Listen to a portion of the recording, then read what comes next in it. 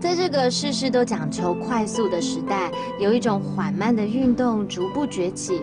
但是缓慢运动并不是牛化所有的步调哦，而是要让我们的生活节奏回归自然。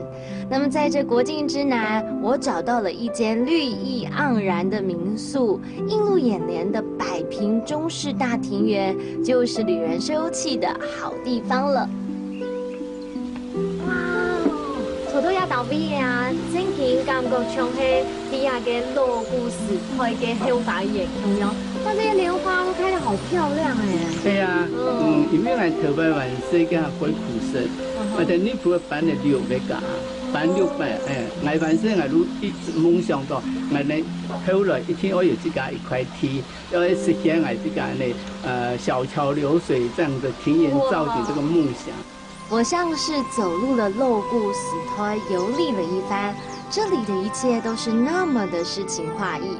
我喜欢听这位大哥说话，因为从他的眼神还有谈吐当中，我感受到这花园不只是他的作品，更是他逐了一生的梦。在房间里休息了一会儿后，我发现了民宿的客厅还有许多陋故死胎的珍宝哦。我要来去缠着大哥继续来跟我说故事了。哇，太高！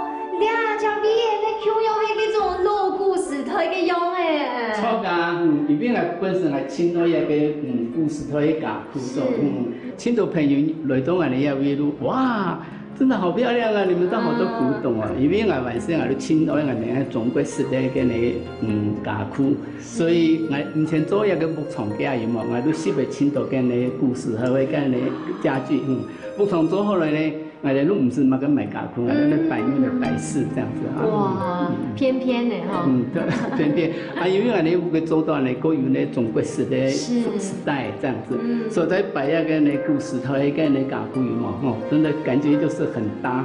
真的会有一点像是时空错乱一样，觉得好像这个是来到陋故事台一样。超搭。凭着对于梦想的满腔热血，还有令他散发光芒的一身才华，民宿的大哥照着自己的蓝图盖出了陋故死推给后法院，后面还有一区正在建造着呢，代表着大哥还在继续建筑着自己的梦想哦。